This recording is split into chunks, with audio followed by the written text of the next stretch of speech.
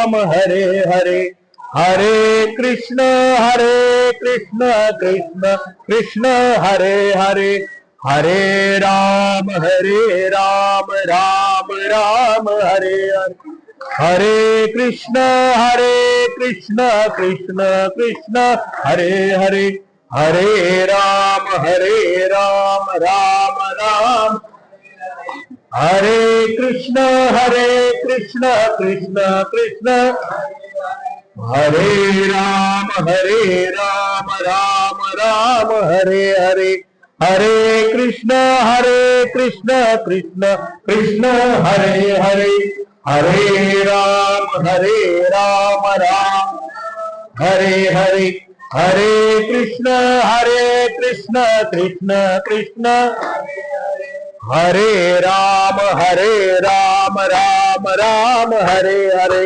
हरे कृष्ण कृष्ण कृष्ण हरे राम राम राम हरे हरे हरे कृष्ण कृष्ण कृष्ण हरे हरे हरे राम राम राम हरे हरे हरे कृष्ण बोला पुंडली गवरदे हरे विठ्ठल श्री ज्ञानदेव तुकाराम पंढरीनाथ महाराज की जय सब संतन की जय स्वधर्म जो बापा तोची नित्य यज्ञ जाणपा म्हणवनी वर्तता तेथ पापा संचारू नाही भावार्थ दीपिकेतील म्हणजेच ज्ञानेश्वरी मधल्या 3ऱ्या अध्यायातला 81वा श्लोक आहे. आम्ही जर विचार केला तर अत्यंत सोपा असा श्लोक आहे. माऊली ज्ञान सांगते की आमचा स्वतःचा जो धर्म आहे त्या धर्माचं पालन करत आम्ही आमच्या जीवनामध्ये जर पुढे निघालो तर तो यज्ञकर्माप्रमाणे जीवनामध्ये कार्य करतो आणि आम्हाला आमच्या घडत असलेल्या पापापासून बाजूला नेऊन शाश्वत सुखाची प्राप्ती करून देतो असा या श्लोकाचा शब्दशः आहे. माऊलींना काय मतितार्थ सांगायचं याचं आपण चिंतन करणार आहोत. मुळात या सगळ्यासाठी अल्पसा परिहार ही गरजेचा आहे. आज या ठिकाणी महाराजांच्या सद्गुरूंच्या आशीर्वादाने गेले 4 वर्ष सेवा करायची संधी मिळते आहे.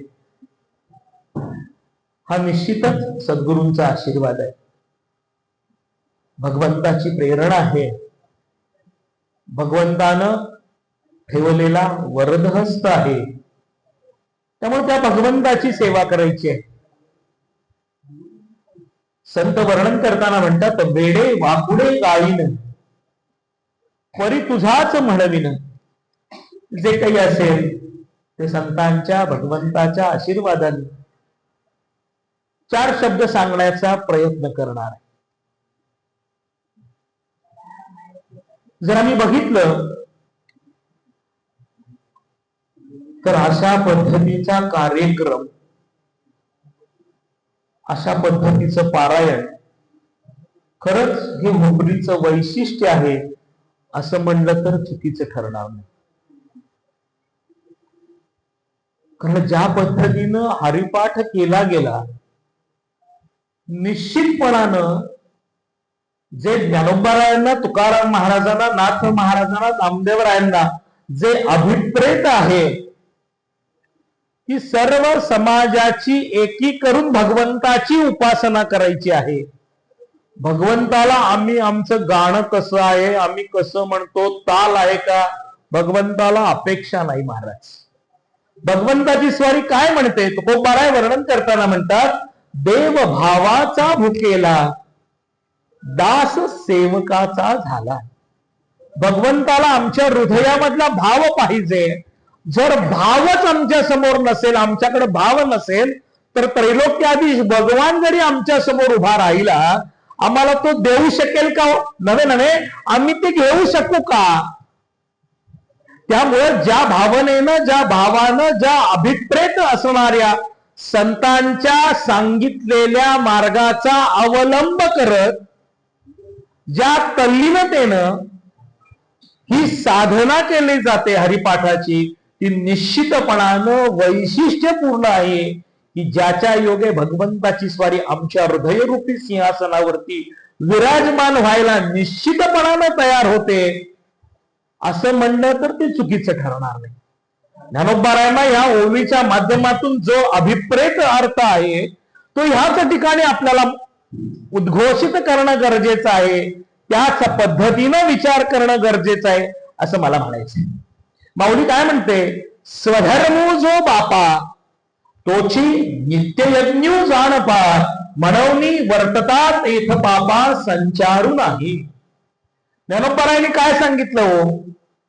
की आमचा जो स्वतःचा धर्म आहे त्या धर्माचं पालन करत जर आम्ही पुढे निघालो तर आम्हाला कुठल्याही पापामध्ये अडकण्याची गरज लागत नाही, असा हा अर्थ ज्ञानोबारायांनी सांगितला. आता प्रश्न असा आहे, स्वधर्म कोणता? आत्ताच्या काळामध्ये आम्ही जर चिंतन करण्याचा प्रयत्न केला तर आमचा स्वतःचा वाडवडील आचरत आलेला धर्म हा ज्ञानोबारायांना अपेक्षित आहे का?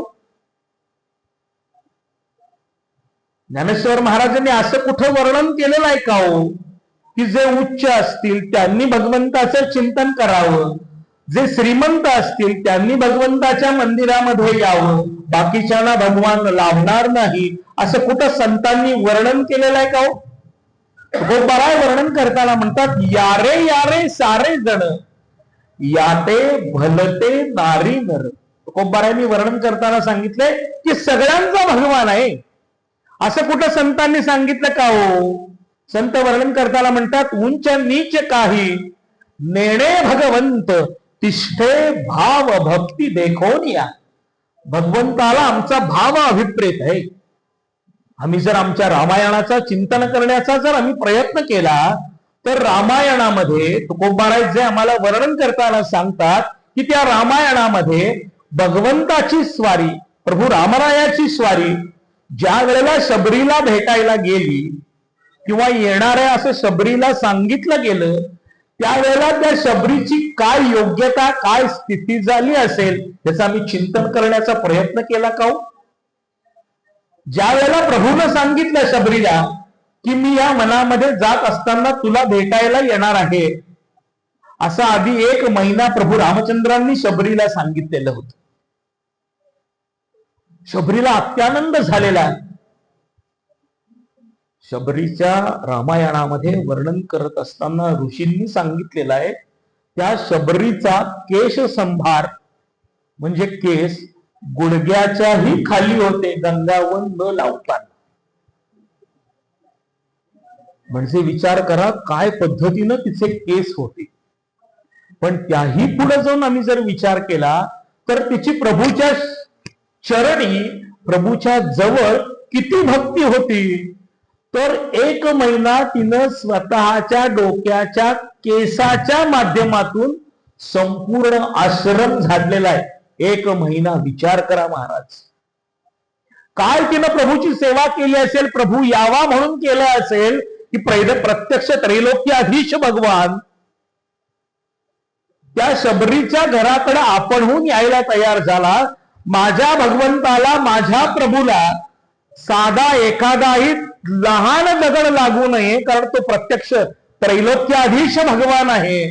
त्याच्या पायाला जर दगड लागला तर त्याला वेदना किती होतील याचं चिंतन करून तिनं तो संपूर्ण परिसर स्वतःच्या केसानं स्वच्छ केलेला होता. ज्या दिवशी प्रभू येणार त्याच्या आदल्या दिवशी वनामध्ये फिरून तिनं अनेक प्रकारची फुलं गोळा केली, वेगवेगळ्या प्रकारचे हार तयार केले की माझ्या प्रभूला मला घालता येतील.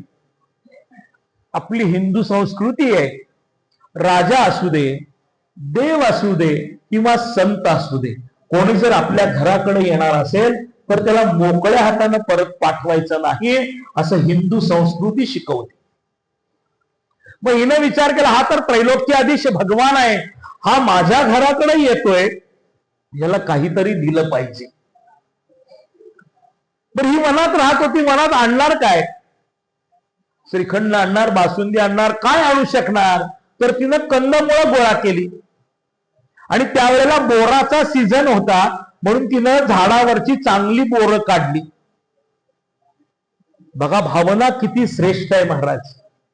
तिनं विचार केला, एखादं बोर माझ्या प्रभूंना उचललं आणि तेच आंबट लागलं तर प्रभू पुढची बोरं खाणार नाही, म्हणून तिनं प्रत्येक बोर अंगठ्यानं, बघा इथं सांगितलेलं नाही, अंगठ्याच्या नखानं प्रत्येक बोराचा टवका तिनं काढला आणि तो प्रत्येक बोर चाखून बघितला आणि मग तिनं गोड बोर सगळी प्रभूच्या साठी द्रोणामध्ये ठेवली.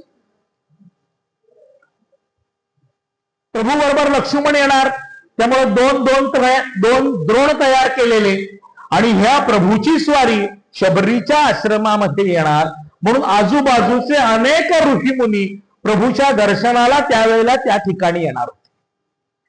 रात्रभर हिनं सगळी तयारी केलेली. भल्या पहाटे उठली, परत एकदा अंगण स्वच्छ केलेलं, शेणाचा सडा मारलेला, वेगवेगळ्या प्रकारची रांगोळी काढून झालेली, आंब्याची पानं लावून झाली, केळीचे खुंट उपलब्ध झाले, केळीचे खुंट लावून झाले. ज्या ज्या पद्धतीनं जसं जसं झोपडी सजवता येईल त्या पद्धतीनं स्वतःला जेवढं जमेल तिनं झोपडी तेवढी सजवलेली होती. बाहेरच्या बाजूला पाट ठेवलेला, कोमट पाणी तयार करून ठेवलेलं, गार पाणी ठेवलेलं होतं, लोटा भरून दूध ठेवलेलं होतं, उत्तरीय वस्त्र तयार करून ठेवलेलं होतं, हळद कुंकू सगळं जवळ, सगळा संभार जवळ ठेवलेला होता. प्रभूची स्वारी आली. हिला एवढा अत्यानंद झाला की तिला काय करावं सुचेना. तिनं प्रभूला हाताला धरलं, त्या पाटावरती उभं केलं, कोमट पाण्यानं पाय धुतले, त्याच्यावरती दूध घातलेलं, स्वतः दुधाचे पाय स्वतः प्रभूचे पाय आहेत महाराज. हात नुसता ठेवला ना तर जसं लोण्यावरती हात ठेवल्यानंतर हाताची बोट त्या लोण्यामध्ये आत जातात, तसं तो प्रभूचा पाय आहे महाराज. रामायणामध्ये वर्णन करताना सांगितलंय की ज्या वेळेला पायावरती प्रभूचा हात ठेवला जायचा त्यावेळेला आमची चारही बोट त्या पायामध्ये रुतत होती. सूज म्हणून नव्हे महाराज, त्याची पावलं एवढी मऊ होती की त्याच्यावरती हात ठेवला, लोण्यावरनं हात फिरवल्यासारखा अनुभव येत होता. हिनं हात फिरवते, धुवून झाले, परत स्वच्छ गार पाण्यानं धुतलेलं, उत्तरीय वस्त्रांना प्रभूचे चरण कमल सगळे स्वच्छ केलेले, त्याच्यावरती स्वस्तिक काढलं, ओम काढून झाला, हळद कुंकू घातलं, त्याच्यावरती फुलं घातलेली, रान फुलांचा हार केलेला प्रभूच्या गळ्यामध्ये घातलेला, लक्ष्मणाच्याही गळ्यामध्ये घातला, संपूर्ण पुढं आणि पायघड्या घातलेल्या होत्या फुलाच्या. हिनं हाताला धरलेलं प्रभूला आणि संत गतीनं प्रभूची स्वारी त्या असलेल्या आश्रमामध्ये आत निघाली. सगळे संत ऋषी मुनी आनंदित झालेले, प्रभूचं नुसतं चरण दिसलं, मुखकमल दिसलेलं, अत्यानंदानं सगळी वेळी झालेली. आत घेऊन गेली. आत चौरंगावरती प्रभूची स्वारी बसलेली, लक्ष्मणाची स्वारी हात जोडून प्रभूच्या शेजारी उभी राहिलेली आहे. इकडच्या तिकडच्या गप्पा सुरू झाल्या. आलेले ऋषी मुनी प्रभूला प्रश्न करतायत.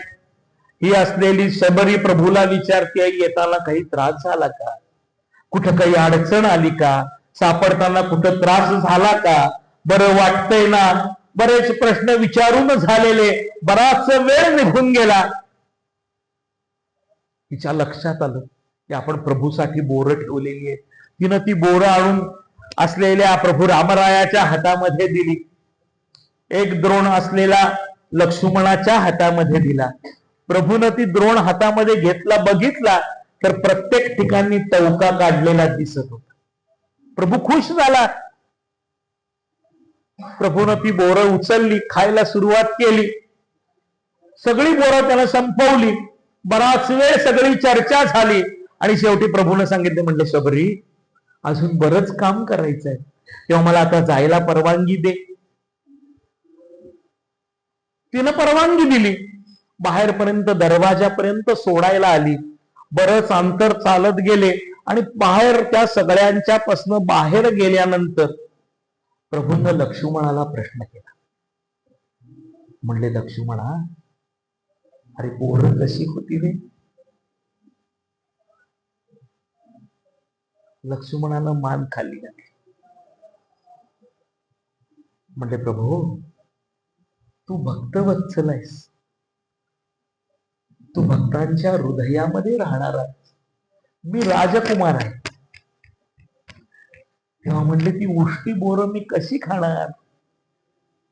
म्हणून मी येत असताना एका झाडामध्ये टाकून.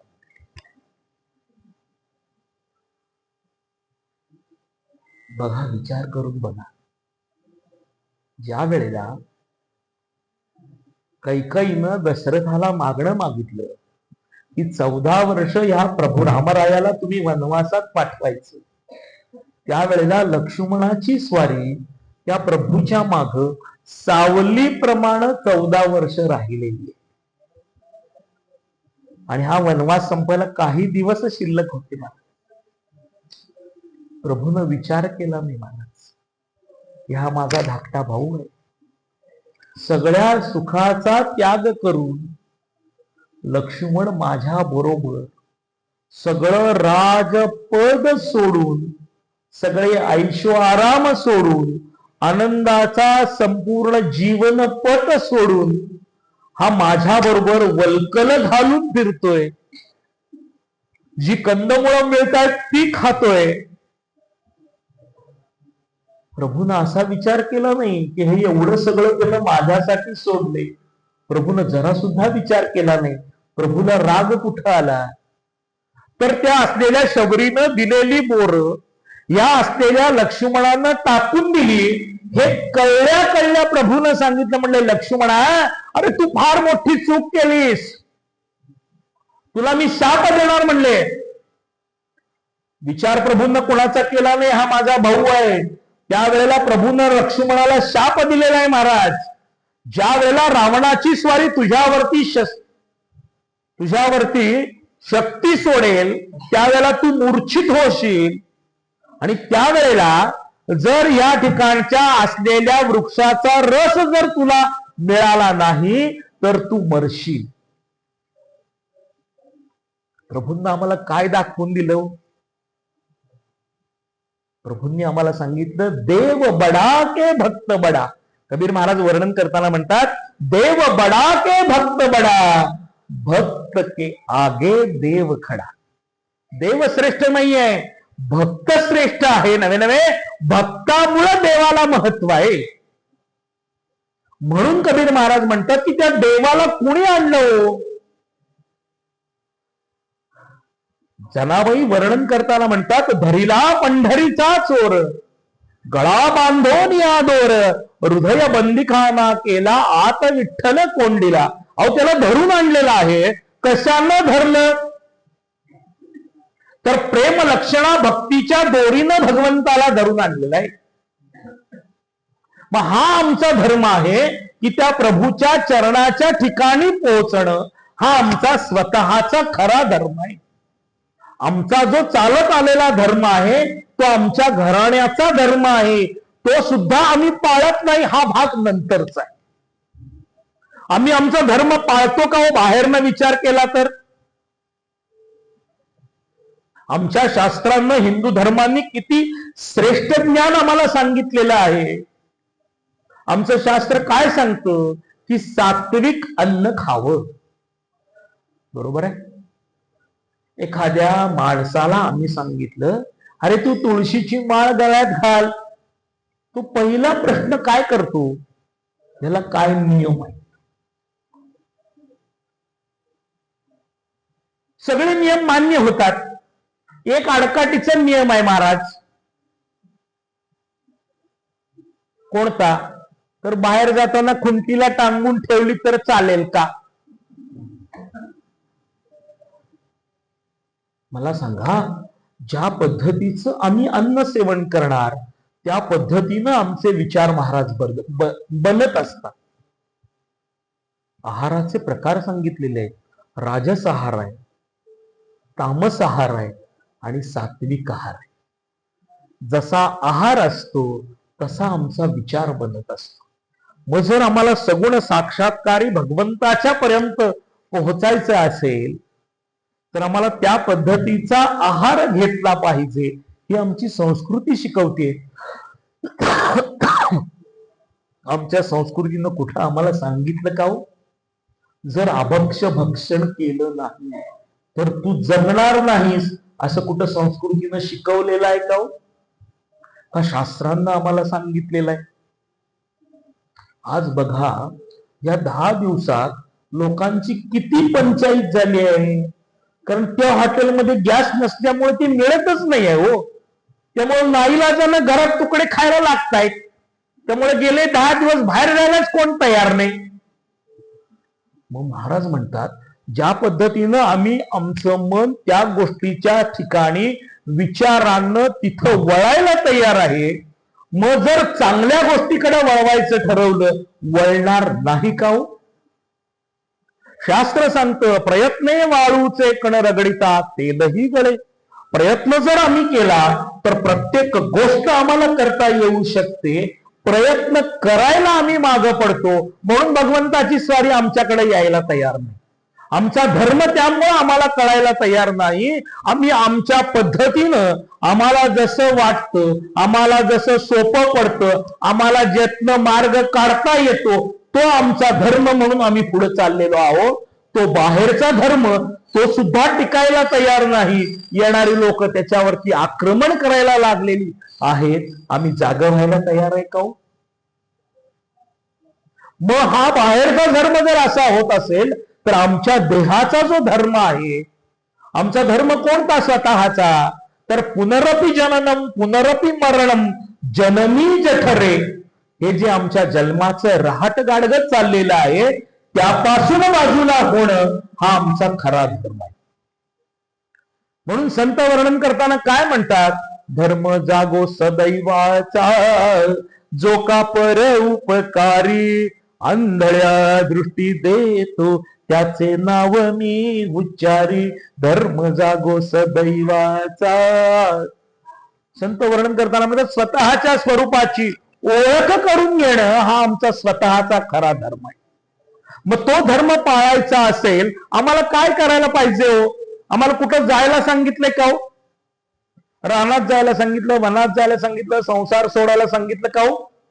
हरिपाठातला पहिला अभंग आहे, असोनी संसारी जिव्हे वेगू करी, वेद शास्त्र उभारी बाह्य सदा. ज्ञानदेव म्हणे व्यासांची आकुणा, द्वारकेचा राणा पांडवा घरी. हरिमुखे म्हणा हरी मुखे म्हणा, पुण्याची गणना कोण करी. बरोबर किती सोपं सांगितलं. असोनी संसारी जिव्हे वेगू करी, वेद शास्त्र उभारी बाह्य सदा. म्हणजे संसार सोडायला सांगितलेला नाहीये. अनेक 700 वर्षामध्ये अनेक संत महात्मे होऊन गेले. कोणत्या संतांनी संसार सोडलेला आहे हो? नाथ महाराजांनी संसार सोडला का हो? तुकोबारायांनी संसार सोडला का? नामदेवरायांनी सोडला का? सावतामाळ्यांनी सोडला का? चोखोबारायांनी सोडला का? नरहरी सोनारांनी सोडला का? कोणत्याही संतांनी सोडला नाही. पण भगवंताला आपलंस केलं का नाही हो? अवघड आहे का हो? संतांना जमतं, आम्हाला जमणार नाही का? आमच्यात आणि संतांच्यात काय फरक आहे हो? दोघे दिसती सारिखे, वर्म जाणे तो पारखे. म्हणजे दिसायला सगळंच आहे हो. संतांना असं काही दिलंय का हो की त्यांच्या डोक्यावरती शिंग उगवलंय, असं काही वेगळं दिलंय का हो? आमच्यासारखेच दिसायला आहे, पण त्यांनी ते वर्म जाणलेलं आहे. त्यांनी तो मार्ग अवलंबलेला आहे की ज्या मार्गाचा आम्ही जरी विचार केला तरी आम्ही तिथपर्यंत पोहोचायला तयार आहे. जगद्गुरु तुकोबारायांचे पट्टशिष्य निळोबाराय वर्णन करतात, मार्ग दावून गेले आधी दयानिधी संत ते, त्यांची पंथे चालू जाता न पडे कोणता कोठे काही. मोडोनिया नाना मते देती सिद्धांत चौरसू निळा म्हणे ऐसे संत कृपावंत सुख सिंधू. आम्हाला रस्ता दाखवायला संत तयार आहेत, नवे नवे मार्गावरनं घेऊन जायला तयार आहेत. हात धरुनी मंदिरातची नेले, साजणी गुरुने कवतुक केले. तत्वमसी महावाक्य निरूपणी, मी पण अंधकार रहितच केले. साजणी गुरुने कवतुक केले. आम्हाला कौतुकानं घेऊन जायला तयार आहेत हाताला धरून. नवे नवे ह्याच्या पुढे जाऊन म्हणतात, बागलिया मज वाहतील कडे त्यांची आणि जोडे संत संग. म्हणले आम्हाला दगड टोचायला लागले तर कडेवरती घेऊन जायला संत तयार आहेत. का व संत एवढं सगळं करायला तयार आहेत? आईच्या मनाविरुद्ध बालकानं केलं तर आई त्याच्या कानाखाली 4 वाजवते. नवऱ्यानं ऐकलं नाही, मारता येत नाही म्हणून 4 शिव्या देते. पण संत तसे आहेत का? ऐसी कळवळ्याची जाती लाभावीण धरी प्रीती. हो, एवढे कनवाळू आहेत, एवढे कृपाळू आहेत की आमच्यासाठी संत सर्वस्व द्यायला तयार आहेत, नवे नवे सर्वस्व करायला तयार आहेत. काय सांगू आता संतांचे उपकार मज निरंतर जागविती. काय द्यावे ह्यासी व्हावे उदराई, ठेवितो हा पायी जीव थोडा सहज बोलणे. हित उपदेश करवनी सावास शिकविती. तुकोबाराय वर्णन करताना म्हणतात, अहो संत आमच्यासाठी सगळं करायला तयार आहेत. अहो जाता जाता एखादी गोष्ट सहज बोलून जातात, पण ती जीवन आमचं बदलू शकते. याचं कधी आम्ही चिंतन केलं का? आम्ही फक्त उहापोह करत बसलो. ज्ञानेश्वर महाराज काय म्हणतात, तुकोबारायांनी काय सांगितलं, नामदेवरायांचं काय म्हणणं आहे, समर्थ रामदास स्वामी काय सांगतात, आम्ही नुसतं सगळं वाचत बसलो. आत्मसात जर नाही केलं, भगवान आमच्याकडे येईल का? साधं सोपं गणित आहे. आता ऋतू बदलतोय, त्यामुळे आपल्या तब्येतीवरती फरक पडत असतो. म्हणून आम्हाला ताप आला, सर्दी झाली, म्हणून आम्ही डॉक्टरांच्याकडे गेलो. त्यांनी तपासलं आणि आम्हाला लिहून दिल्या गोळ्या आणि सांगितलं 4 दिवसात तुम्हाला बरं वाटेल. आम्ही ते घराकडे प्रिस्क्रिप्शन घेऊन आलो, आणलं घरी. पहिल्या अक्षरापासून शेवटच्या अक्षरापर्यंत सकाळ संध्याकाळ नुसतं प्रिस्क्रिप्शन वाचलं. 8 दिवस झाले आमचा ताप काही कमी होईना. दुसऱ्या डॉक्टरकडे गेलो, त्यांनी लिहून दिलं, त्याचंही आम्ही पारायण केलं. तिसऱ्या डॉक्टरांच्याकडे गेलो, त्यांनी विचारलं तुम्ही गोळ्या घेतल्या का हो? हे सांगितलं गोळ्या काही घेतल्या नाहीत म्हणले, फक्त वाचन केलं. मग म्हणले एक काम करा, मी गोळ्या देतो, त्या गोळ्या घ्या आणि मग माझ्याकडे या. त्यांनी गोळ्या घेतल्या, दुसऱ्या दिवशी उतार पडला. तसं आम्ही नुसतं चिंतन केलं, जर ते मनन झालं नाही तर त्याचा उपयोग होईल का? आम्हाला संतांनी ज्या नवविधा भक्ती सांगितलेल्या आहेत त्यातली सगळ्यात पहिली आणि महत्वाची जर भक्ती कोणती असेल तर ती श्रवण भक्ती आहे. संतांच्या मुखातून आलेला शब्द आमच्या देहामध्ये आत्मसात करायचा आहे, त्यावेळेला त्याचा फलश्रुती आम्हाला प्राप्त होणार आहे. अशी गोष्ट आहे. एक राजा होता आणि एक उत्तम कारागिरानं 3 मूर्ती तयार करून आणल्या लाकडाच्या. राजानं बघितल्या 1 फूटभरा उंचीच्या त्या मूर्ती. बघितल्यानंतर त्याला एवढा अत्यानंद झाला, राजानं सांगितलं याला 1000 सुवर्ण मुद्रा देऊन टाका. तो कारागीर होता, त्यानं सांगितलं म्हणले राजा 1000 रुपये द्या तुम्ही, पण म्हणले प्रत्येक मूर्तीचं वैशिष्ट्य वेगळं आहे, त्या मूर्तीचं पहिल्यांदा वैशिष्ट्य जाणा आणि मग किंमत ठरवा. राजाने सांगितलं काही हरकत नाही.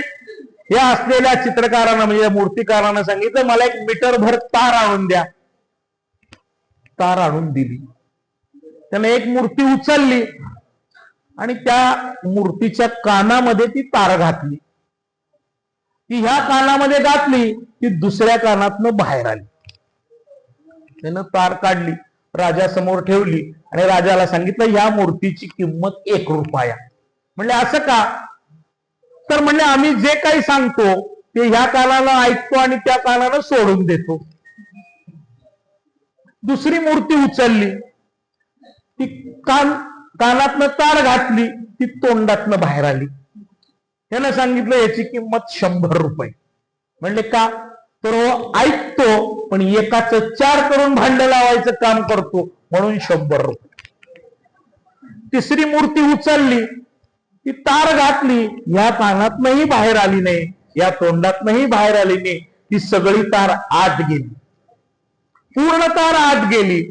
यानं सांगितलं ह्या मूर्तीची किंमत 1 सहस्त्र सुवर्ण मुद्रा. का? तर ते जे जे ऐकतो ते आपल्या हृदयात साठवून ठेवतो. संत आम्हाला तेच शिकवतात की भगवंताचं नाम कानानं ऐकायचं आहे, श्रवण करायचं आहे, त्याचं मनन करायचं आहे, त्याचं चिंतन करायचं आहे, त्याचा निजध्यास लावायचा आहे, म्हणजे भगवान आमच्या जवळच आहे. हो, जसं संत शिकवतात सहज बोलणे हित उपदेश करोनी सायास शिकविती. संत जाता जाता बोलून जातात. हो, जसं गजानन महाराजांनी सांगितलं गण गण गणात बोते, आम्ही तेवढंच म्हणतो. किंवा स्वामी समर्थांनी सांगितलं भिऊ नकोस मी तुझ्या पाठीशी आहे, म्हणून काही पण केलं तर ते आमच्या मागे राहणार आहेत का? आम्ही उद्या 2 नंबर व्यवसाय केला, आमच्या मागे उभं राहायला तयार आहेत का स्वामी? त्यांनी काय सांगितलं? तू भगवंताचं कार्य करायला पुढे जा, अडचण आली तर मी तुझ्या मागे आहे. आम्ही फक्त मागे फोटो लावतो खाली वाक्य असलेलं भिऊ नकोस मी तुझ्या पाठीशी. येत नाही स्वामी. ते काय म्हणतात? आधी केले मग सांगितले, आधी तू कर, जर तुला अडचण आली तर मी तुझ्या मागे आहे, त्यावेळेला तू भिवू नकोस. किती सोपं संतांनी शिकवलंय. हो, तसं एका गावामध्ये एक राजा राहत होता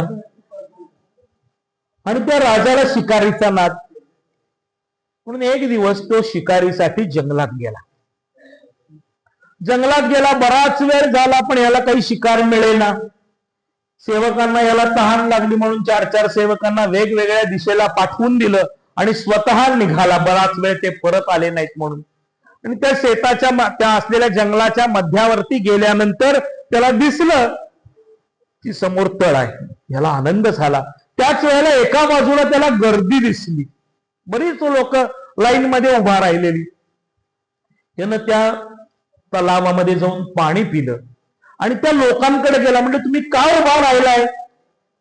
तर म्हणले जी समोर झोपडी दिसते ना त्यामध्ये एक सत्पुरुष राहतात, त्या आठवड्यातनं एकदा बाहेर येऊन दर्शन देतात. आज त्यांचा दर्शन द्यायचा दिवस आहे, त्यांच्या दर्शनासाठी आम्ही उभा राहिलो. राजालाही आनंद झाला. राजाही त्या लाईन मध्ये उभा राहिला. काही वेळ गेला की झोपडीचा दरवाजा उघडला. एक तेजपुंज असलेली व्यक्ती, दाढी पांढरी झालेली आहे, जटाही पांढऱ्या झालेली आहेत, पांढरी वस्त्र परिधान केलेली आहेत, ती व्यक्ती त्या असलेल्या महाराजांची स्वारी त्या झोपडीतनं बाहेर आली. बाहेर भला मोठा दगड होता, त्या दगडावरती बसली. त्यावेळेला समोर त्या तलावाच्या काठावरती एक बगळा आपली चोच दगडावरती घासत होता. यांचं सहज लक्ष गेलं आणि यांच्या तोंडातनं शब्द बाहेर पडले, घस घसाओ, अच्छी तरह से घसाओ, तुम क्या करते हम जानते. सगळ्यांना दर्शन दिलं आणि ते आत निघून गेले. राजाचे ते शब्द डोक्यात राहिलेले, घस घसाओ. राजाला आनंद झाला, हा परत आला. पण ह्या राजाचं लग्न होऊन बरेच वर्ष झालेली आणि राजाचं वयही रिटायरमेंटला आलेलं 58 वर्षाचं वय. यानं विचार केला आता थोडे दिवस आहे बघू, बरं पोटी पुत्र संतान नाही. पण ह्याचा जो प्रधान होता त्या प्रधानाच्या डोक्यामध्ये दुसरे विचार सुरू झाले. त्यांना विचार केला जोपर्यंत राजा जिवंत आहे तोपर्यंत मला राजा होता येणार नाही. मग ह्याला मारणं एवढं सोपं आहे का? राजाला मारणं ह्याच्या जवळ तर कोण जाणार नाही. मग यांना विचार करता करता याच्या लक्षात आलं की दाढी करायचा राजाचा एक दिवस आहे आणि त्या दिवशी राजाचा जो नापिक आहे, न्हावी आहे, तोच राजाच्या जवळ जाऊ शकतो. त्याचं सुपीक डोकं सुरू झालं. हा दुसऱ्या दिवशी सकाळी उठला, मला म्हणले न्हाव्याच्या घराकडे जायचंय. रथ आणला. त्यानं त्या सारथ्याला सांगितलं, म्हणजे तू खाली उतर, मी स्वतः रथ चालवणार. हा रथ चालवायला बसला. रथ घेऊन आला, तो नापिक गल्लीमध्ये गेला. प्रधानाचा रथ गल्लीत आला म्हणल्याबरोबर सगळी लोक जमा झाली. ह्यानं त्या न्हाव्याच्या घरासमोर रथ थांबवला. तो न्हावी पळत बाहेर आला.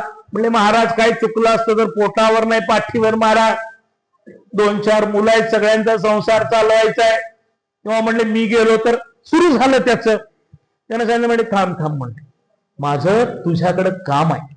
म्हणले बोला महाराज मी काय करू. म्हणले इथं 4 चौघात नाही, अँटी चेंबर मध्ये जाऊन बसायचं. म्हणजे आत गेला, घरात घेऊन गेला.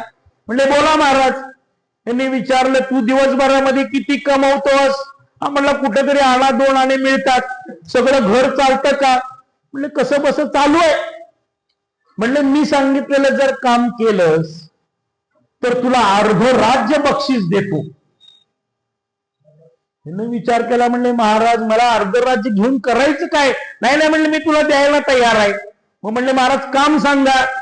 म्हणले काम अत्यंत जोखमीचं आहे, इकडचं इकडं होता कामा नये. नाही म्हणले महाराज सांगा. म्हणजे एक काम करायचं, उद्या राजाचा दाढीचा दिवस आहे. दाढीला आलास की दाढी करत असताना तुझं शस्त्र राजाच्या गळ्यावरनं चालवायचं. तू चालवलंस की राजा मृत होणार. राजा मृत झाला की मी तिथं राजा होणार. तुला अर्ध राज्य बक्षीस देणार. म्हणला महाराज 4 पिढ्या आम्ही त्यांच्या घराच्या वरती जिवंत आहे, मी कसं करणार. ते म्हणले मला माहित नाही, हे तुला करायला लागेल. नवे आता माझी आज्ञा आहे म्हणून तू केलं पाहिजेस. यानं सांगितलं काही हरकत नाही. होय नाही करत तयार झाला. दुसऱ्या दिवशी ठरलेल्या वेळेला राजदरबारामध्ये राजाच्या महालामध्ये गेला. सगळी तयारी करून झालेली. सेवकांना वर्दी दिली महाराजांना. म्हणजे महाराज न्हावी आलाय, चला. राजाची स्वारी खाली आली. अंगावरती वस्त्र घातलं. हा समोर बसलेला यानं धोपटी उघडली. एक एक वस्तू काढून समोर ठेवल्या.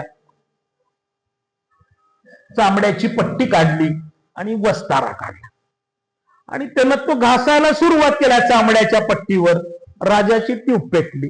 राजा म्हणला घस घसाव, अच्छी तरह से घसाव, तुमच्या करते हम जानते. हा 2 पावलं मागे सरकला.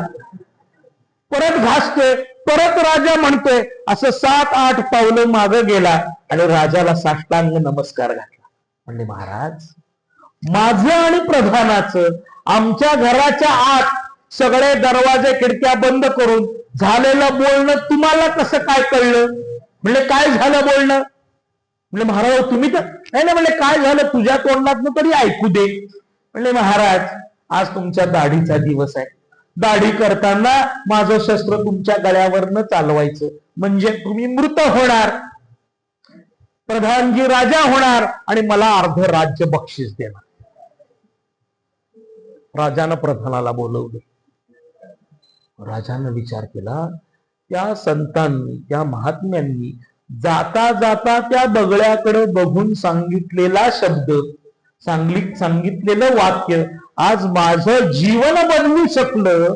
मग जर मी त्या संतांच्या संगतीमध्ये अखंड राहिलो, भगवान मला भेटणार नाही का.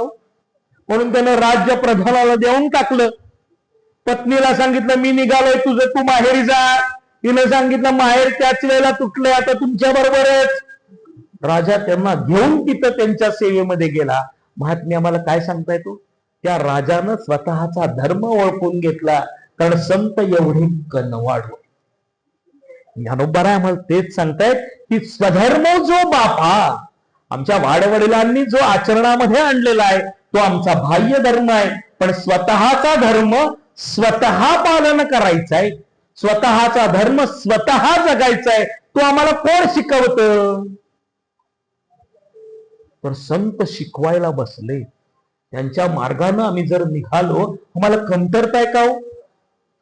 माऊली म्हणते, जाणतेनी गुरु भजिजे तेणे कृतकार्य होईजे, जैसे मूळ सिंचने शाखा पल्लव संतोष. संतांच्या मार्गावरनं जायचंय.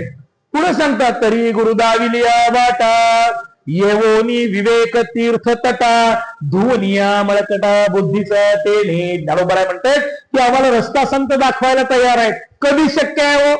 9व्या अध्यायाची सुरुवातीची पहिली ओवी आहे. तरी अवधान ऐकले दिजे, मग सर्व सुखासी प्राप्त होईजे, हे प्रतिज्ञोत्तर माझे उघड ऐका. दरबारा वर्णन करताना म्हणतात की आम्ही हे अवधान दिलं पाहिजे, लक्ष दिलं पाहिजे. आम्ही लक्ष व्हायला निघालो.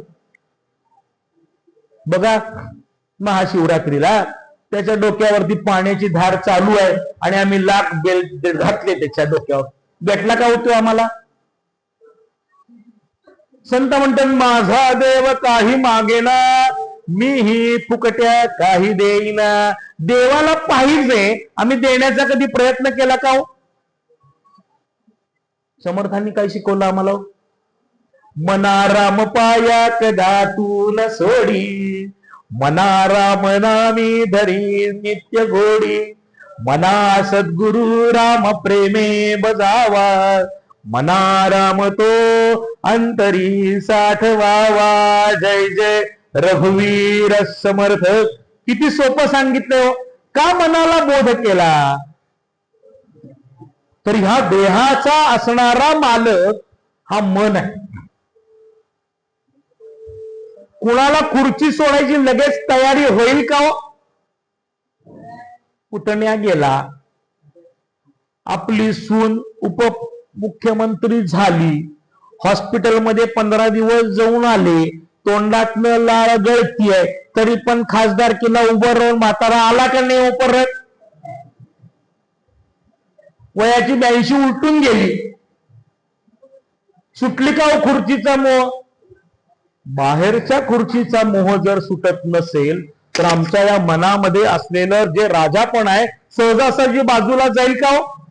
किती आमच्यामध्ये घाण भरलेली आहे हो. ज्ञानोबा वर्णन करताना म्हणतात, रक्त रेत दुर्गंधी जंतू नरकमुताने भरली रे, कानोबा तुझी गोंगडी चांगली, आम्हासी का दिली वांगली रे. नवा ठाई फाटून गेली, ती तू आम्हासी दिदली रे, षडगुण गोंडे रत्न खचित श्याम सुंदरा शोभली रे, कानोबा तुझी गोंगडी चांगली, आम्हासी का दिली वांगली रे. अहो, रक्त रेत दुर्गंध सगळं भरलेलं आहे. नवे नवे नाथ महाराज वर्णन करताना म्हणतात, नगरपालिकेचा जिवंत उत्कीर्ण कोणता असेल तर आमचा देह आहे महाराज. भगवंताचे एवढे उपकार आहेत की आमच्या अंगावरती कातडी लावलेली आहे. ती जर नसती तर शेजारी 5 फूट सुद्धा कोण जवळ बसलं नसतं. भगवंताला आमच्यासाठी काय करायला पाहिजे? बघा, आता या गावामध्ये चांदीचा व्यवसाय करणारे शेकडा 90%.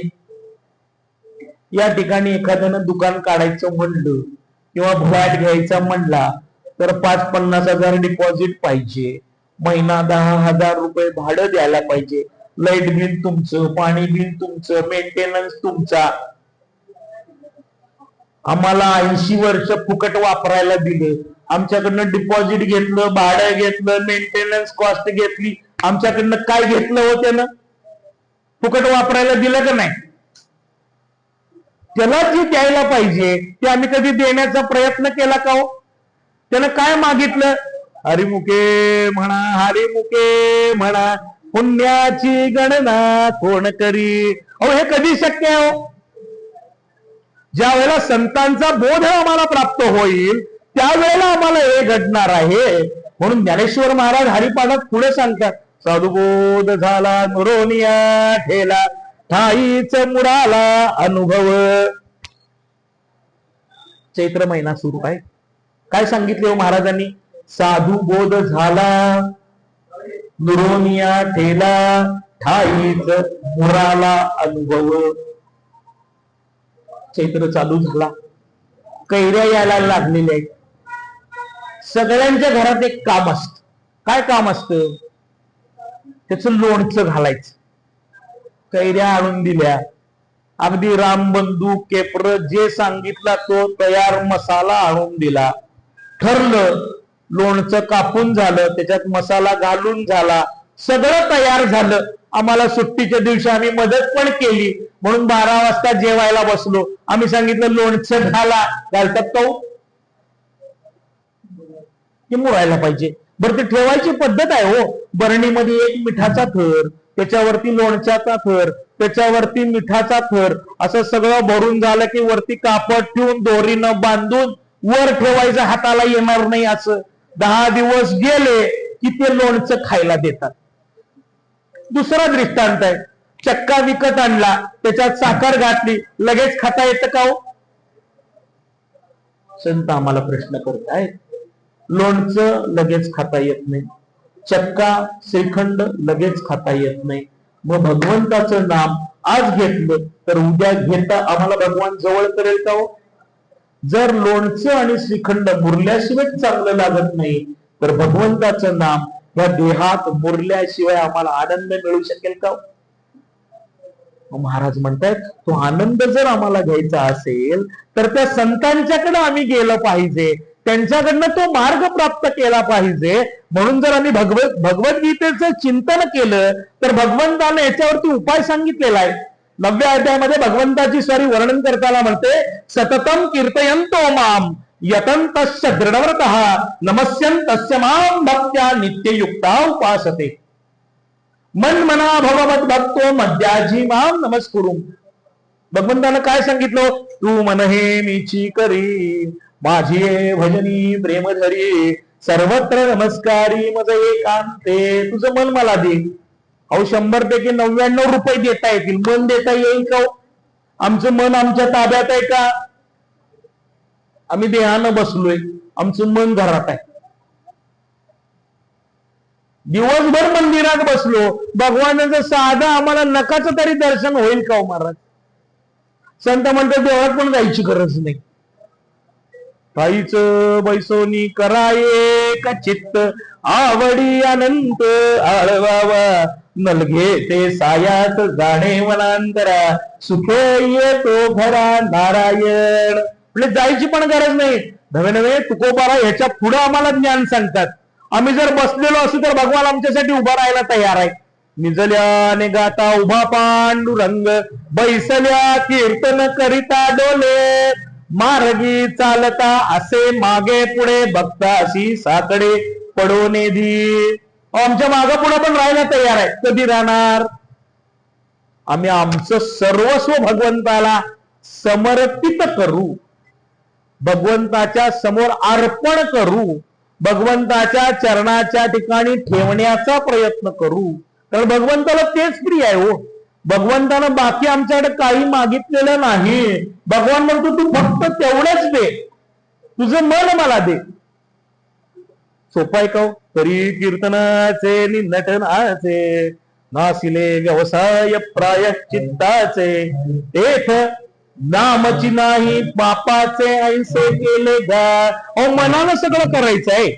आणि ज्या वेळेला हे मन आम्ही समर्पित करू त्यावेळेला भगवान आमच्याकडे यायला. महाराज म्हणतात ते मनच देणं एवढी सोपी गोष्ट आहे का? ज्या महाभारताचं चिंतन करण्याचा आम्ही प्रयत्न केला तर त्या महाभारतामध्ये त्या गोप गोपींनी भगवंताला काय दिलेलं होतं बघा. आम्ही काल्याचं कीर्तन करतो, त्या काल्याच्या संकीर्तनामध्ये त्यांनी काय सांगितलेलं आहे? ये जसे चरित्र केले नारायणे, रांगत गोधनी राखित आहे. भगवंताचं ते चरित्र महत्वाचं आहे जे मथुरेमध्ये, त्यानं मथुरेमध्ये केलेलं नव्हे, गोकुळामध्ये केलेलं चरित्र महत्वाचं आहे. ज्या वेळेला अक्रूराची स्वारी भगवंताला घेऊन जाण्यासाठी आली महाराज, त्याचा रथ नंदाच्या असलेल्या मंदिरात महालाच्या समोर येऊन थांबला. सगळं गोकुळ जमा झालं महाराज त्या असलेल्या नंदाच्या घरापाशी. अक्रूरानं सगळ्यांच्या समोर सांगितलं, म्हणले मी कृष्णाला घेऊन जायला आलोय. एकाच्याही डोळ्यातलं पाणी थांबे ना महाराज. लहान माणसापासून वयोवृद्ध माणसापर्यंत, गोपाळांच्या पासून गवळणींपर्यंत, वासरापासून गायीपर्यंत सगळ्यांच्या डोळ्यात पाणी सुरू झालं महाराज. म्हणले आमचं बालक जाणार, आमचा लल्ला जाणार, आमचा कृष्ण जाणार, नवे नवे आमचा प्राण निघालेला आहे.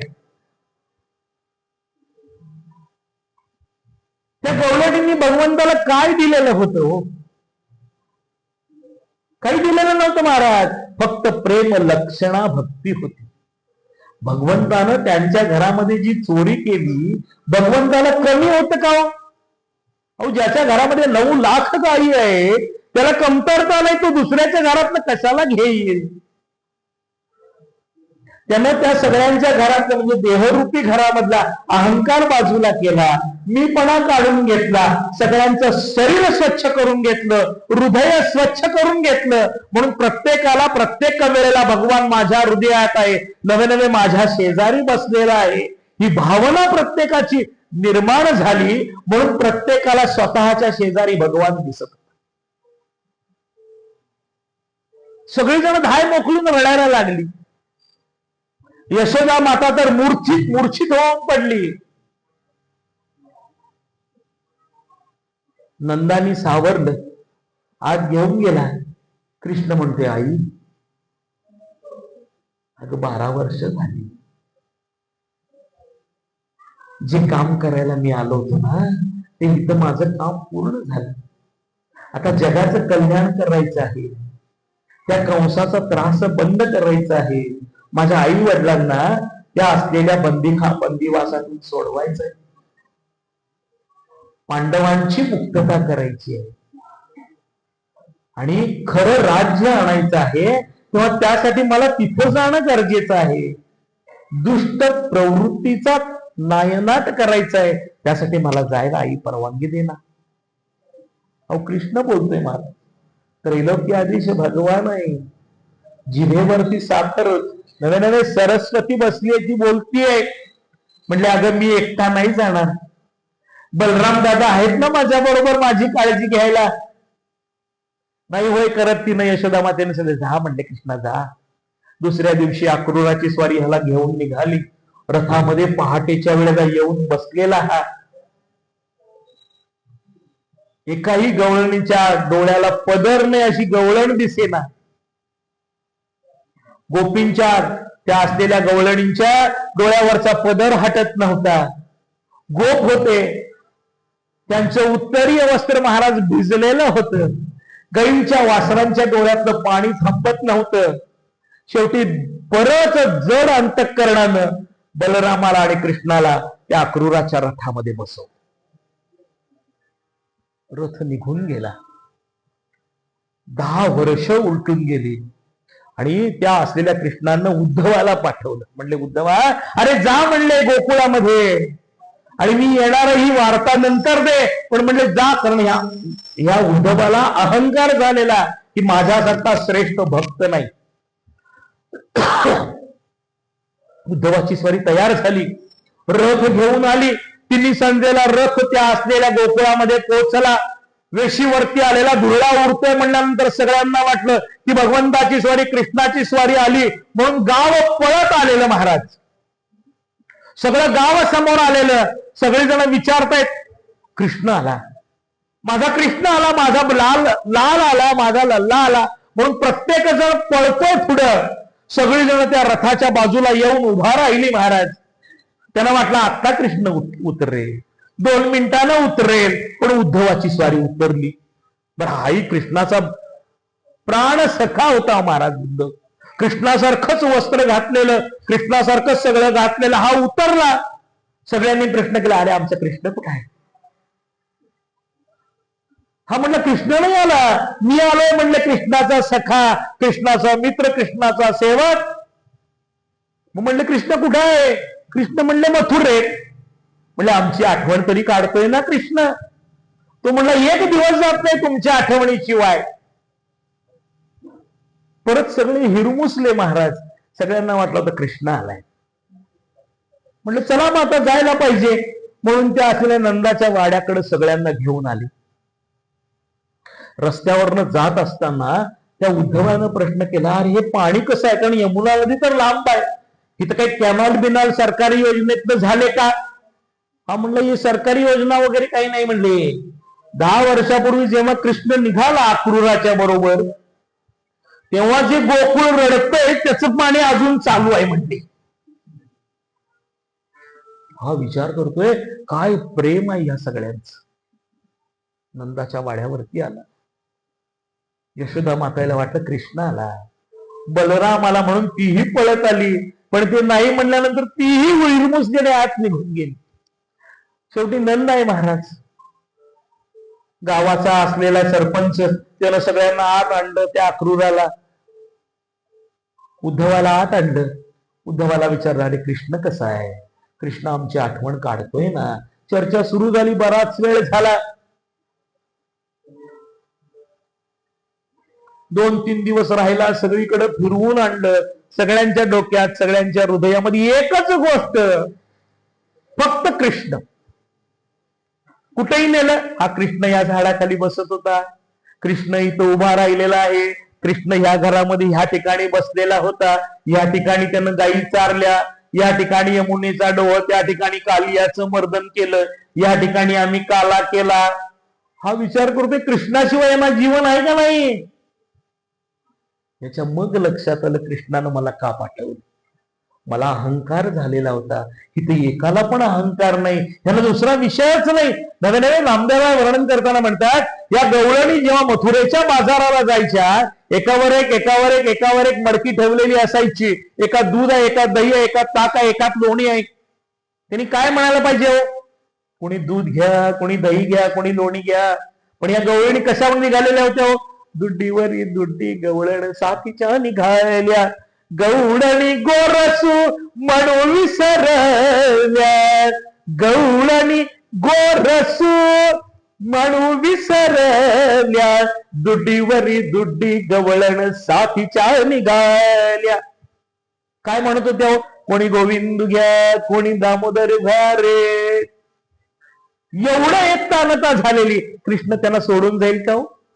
संत आम्हाला तेच शिकवत आहेत. हा आमचा धर्म आहे, आमच्या देवाला प्राप्त करणं. आमच्या जन आम्हाला जन्म दिलेला आहे, जन आम्हाला या जीवनासाठी पाठवलंय, तो त्रैलोक्याधीश बाप आमची वाट बघतोय की हा धर्म तू स्वीकार, स्वतःला जाणण्याचा प्रयत्न कर. ते माऊली सांगतायत, स्वधर्मू जो बापा. त्यानं काय होईल? तोची नित्य यज्ञ जाणप. अहो यज्ञ करणं अवघड आहे, पण भगवंताचं नाम नित्य नियमानं जर आम्ही घेण्याचा प्रयत्न केला तर ते यज्ञ कर्मासारखंच आहे. म्हणून परमार्थात वैशिष्ट्य कशाला आहे? नित्य नेम नामी ते प्राणी दुर्लभ, लक्ष्मी वल्लभ तया जवळी देख भक्ती भावे उभा, स्वानंदाचा गाभा तया दिसे. हो नित्य नियमानं करायचं, कधीतरी करू परमार्थ. भगवान भेटेल का हो? संत आम्हाला विचारतायत, आज रात्री झोपलो, उद्या सकाळी 12ला जेवण दिलं नाही, घरची स्त्री सरळ राहील का हो? दररोज जेवायला पाहिजे का नाही? मग ज्यानं आम्हाला हे सगळं दिलं त्याच्यासाठी किती वेळ मागितलाय हो? दे तुझाई मोठके निमिषभरी. माऊली वर्णन करताना म्हणतात, एक निमिष माझ्या भगवंतासाठी पुरेसा आहे हो. आम्ही 24 तास बसतो, माळ ओढतो. संतांनी काय सांगितले हो? माळ ओढायची नाही, माळ जपायची. गोंदवलेकर महाराजांनी एकाने प्रश्न केला, 5 मिनिटात संपवतो, बरोबर 7 वाजले. गोंदवलेकर महाराजांनी एकाने प्रश्न केला, म्हटले महाराज मी माळ कोणती वापरू? त्याला असं विचारायचं होतं, तुळशीची वापरू, रुद्राक्षाची वापरू, स्फटिकाची वापरू, मोत्याची वापरू का पोळ्याची वापरू? 2 मिनिटं महाराजांनी जाऊ दिली आणि त्यांनी काय सांगितलं? म्हणजे कुठली पण माळ वापर, ज्याला मेरुमणी नाही तीच वापर. तो म्हणला मग महाराज मोजायचं कसं? म्हणजे मोजून जप करायचं नाहीये, न मोजता करायचं. आता ती मशीन आली महाराज, बटन आम्ही दाबतो, समोरच्या व्यक्ती बरोबर बोलत असतो आणि आमचं बटन दाबलेलं असतं. असे दिवसभरात 1000 नाही 2000 झाले. आमच्या पदरात काय पडलं? संत वर्णन करताना म्हणतात, तनु मन धन दिले पंढरी राया, आता माझे म्हणावया उरले नाही काही, अर्थ चाड चिंता नाही मनी आशा. शरीर, मन आणि बुद्धी या तिन्हीचं एकत्रीकरण करून 1 मिनिट माझ्या भगवंतासाठी पुरेसं आहे. दिवसभर बसायला सुद्धा सांगितलं नाही. म्हणून माऊलींनी सांगितलं, देवाचे द्वारी उभा क्षणभरी. अहो, तो क्षण एक जर आम्हाला मिळवायचा असेल तर त्यासाठी नित्यनियमानं साधना करणं गरजेचं आहे. मग हा यज्ञ, नाम एकदा घेणं म्हणजे हा यज्ञ आहे. तो यज्ञ या जीवनामध्ये अखंड आम्ही चालू ठेवायचा आहे. तो जर नित्यनियमानं आम्ही करण्याचा प्रयत्न केला तर पाप आमच्या जवळ येईल का? उत्तर आहे, पापाचा लवलेशही राहणार नाही. पाप नाही ओखयासी, म्हणजे औषधाला सुद्धा पाप शिल्लक राहू शकत नाही. कारण सगळी जबाबदारी संत म्हणजे आमचे गुरु घ्यायला तयार असतात. पण हे कधी शक्य आहे? दृढ विश्वासानं, श्रद्धेनं, अंतःकरणापासून, मनानं आम्ही भगवंताचं नाम घेण्याचा प्रयत्न केला. म्हणून महाराजांनी काय सांगितलं? एकतत्व नाम दृढ करी मना, हरीसी करुणा येईल तुझी.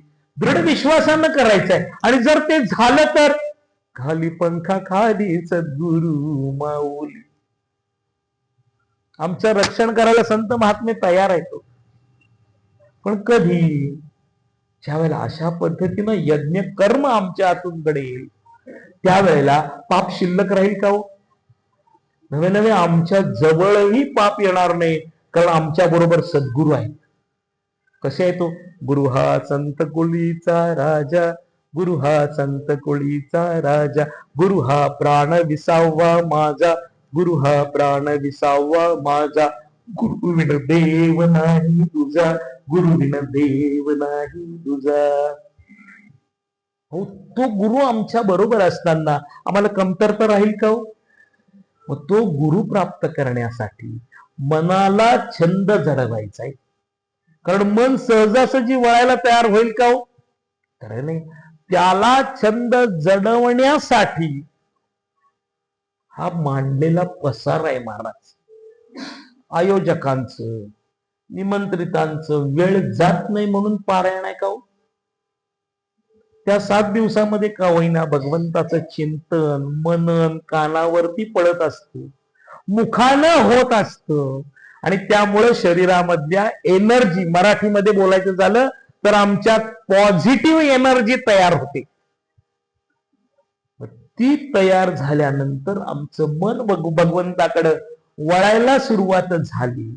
कमतरता होईल का? कशाची? काय कमी पडेल का आम्हाला? संत सर्वस्व द्यायला बसले. तो कधी शक्य आहे? तुझी सेवा करीन मनोभावे ओ. ज्ञानोबा वर्णन करताना म्हणजे त्याच्यासाठी त्याची सेवा करायची आहे. मग सेवा म्हणजे काय करायचं? संतांच्या घरामध्ये भांडी घासायला सांगितली का? सेवा ते आवडी उच्चारावे नाम. संत वर्णन करताना म्हणतो अखंड भगवंताचं नाम उच्चारण. संतांनी त्यालाही उत्तर दिलंय, अखंड चिंतन नामस्मरण सुलभ साधनांची, देवा सुलभ साधनांची. आमचा श्वासोश्वास चालू आहे का बंद आहे हे प्रत्येक वेळेला आम्हाला बघण्यासाठी नाकाला सूत लावायची गरज आहे का? आम्ही रात्री झोपलो, आमचा श्वास चालू आहे का बंद आहे? असं काही आम्हाला बटन दिलंय का की लाईट बंद केला? आम्ही तसं आम्हाला बटन दिलंय का की कॉटवर झोपलो, सगळ्या सिरियल 12 पर्यंत बघून झाल्या, आता काही पुढं बघायला नाही म्हणून आम्ही कॉटवरती गेलो आणि बटन बंद केलं, सगळं बंद झालं. लाईट बंद केला, लाईट बंद झाला. आम्ही विचार केला सकाळपर्यंत भाता हलवायची काही गरज नाही म्हणून बटन बंद केलं. कॉटवर ठेवतात का सकाळपर्यंत? उचला उचला प्राणी भूमिभार झाला. म्हणजे अखंड चालू आहे का नाही? मग संत म्हणतात जर हा भाता अखंड चालू आहे तर अखंड भगवंताचा ज्ञान यज्ञ आम्हाला करता येतो. आणि तो ज्ञान यज्ञ ज्या वेळेला आमच्या हातून चालू राहील त्यावेळेला कशाचीही कमतरता होत नाही. नवे नवे पाप नाही ओखयासी, पाप आमच्या जवळही येत नाही आणि खरा आनंद प्राप्त होतो. आनंदुरे आजी परमानंदुरे, जया श्रुती स्मृती म्हणती गोविंद. जो शाश्वत आनंद आहे, की जो आनंद आमच्यापासून कोणीही हिरावून घेणार नाही, कुणीही आमच्यापासून बाजूला करणार नाही, असा शाश्वत आनंद आम्हाला भगवंताची स्वारी त्या संत महात्म्यांच्या माध्यमातून मिळवून देत असते. म्हणून संतांच्या ठिकाणी जायचंय, म्हणून संत सवे बैसता. अहो त्यासाठी संतांच्या बरोबर बसायचं आहे, त्यासाठी संतांचे गुणानुवाद गायचे आहेत, त्यासाठी भगवंताचं चिंतन करायचं आहे, त्यासाठी हरिपाठ म्हणायचा आहे, त्यासाठी तुकोबारायांचे अभंग म्हणायचे आहेत, त्यासाठी ज्ञानेश्वरी वाचायची आहे. महाराजांनी काय सांगितलं? एक तरी ओवी अनुभवावी. माऊलींची जरा माफी मागूया, आपण जरा बदल करूया. एक तरी ओवी वाचित जावी. दिवसात एक ओवी वाचा. संतांनी काय सांगितलं? वाचावी ज्ञानेश्वरी, डोळा पहावी पंढरी. हे पारायण झालं की पुढच्या पारायणाला ज्ञानेश्वरी खाली. महाराज म्हणतात उपयोग आहे का हो? जीवनामध्ये एकदा उघडलेली ज्ञानेश्वरी ज्या वेळेला आम्ही जाऊ त्याच वेळेला बंद व्हायला पाहिजे. एक ओवी जरी आम्ही वाचली तरी नित्य नूतन गीता तत्व देखीजे, नित्य नूतन अनुभव द्यायला माऊली आम्हाला द्यायला तयार आहेत. पण ज्या वेळेला आम्ही नतमस्तकतेनं लोटांगण घालत जाऊ, कारण संतांनी सगळ्यांनी हेच मागणं मागितलंय हो. ह्याची दान देगा देवा तुझा विसरन व्हावा, गुण गाईन आवडी हेची माझी सर्व जोडी, नलगे मुक्ती धन संपदा संत संग देही सदा, ह्याची दान देगा देवा. काय मागितलं? तुझा विसर नाही व्हायला पाहिजे. जर तो विसर न व्हावा असं वाटत असेल तर नित्य नियमानं ज्या वेळेला आम्ही अखंड चिंतन करण्याचा प्रयत्न करू त्यावेळेला ते पापाचा लवलेशही राहत नाही. मग आम्हाला खरा आनंद प्राप्त होतो. तो आनंद मिळवण्यासाठी भगवंतानं हा नरदेह दिलेला आहे. कारण जो समोर पांडुरंग आहे तोच आमच्या हृदयात आहे. आम्ही फक्त म्हणतो तो हा विठ्ठल बरोबर, तो हा मा. अहो त्याच्यात किती ज्ञान सांगितले. मराठी भाषा आहे. तो म्हणजे समोरचा, हा म्हणजे आमच्या हृदयातला. तो हा विठ्ठल बरवा, तो हा माधव बरवा. समोरचा आहे तोच माझ्या जवळ आहे. तो ओळखून घेऊन नित्य नियमानं ज्या वेळेला आम्ही करण्याचा प्रयत्न करू त्यावेळेला जीवनाची इति कर्तव्यता साधता येते. ती साधण्यासाठी संतांनी आम्हाला मार्ग सांगितला. स्वधर्मो जो बापा तोची नित्य यज्ञ जाणपा, म्हणवनी वर्तता तेथ पापा संचारू नाही. असा आनंद या जीवनामध्ये घेतल्यानंतर भगवंताच्या चरणापर्यंत आम्हाला जाता येतं आणि जीवन उद्धरता येतं. ते उद्धरा आणि नराचे नरदेह पण प्राप्त करा. भरोनी सद्भावाची अंजुळी, मिया ओविली फुले मोकळी, अर्पिली अंध्रियुगली विश्वरूपाच्या, कुंडली कवरदे हरी विठ्ठल, श्री ज्ञानदेव तुकाराम पंढरीनाथ महाराज की जय. ढाल ढाल ढाल ढाल ढाल ढाल ढाल. कुंडली कवरदे हरी विठ्ठल, श्री ज्ञानदेव तुकाराम पंढरीनाथ महाराज की जय. सर्व संतन की जय.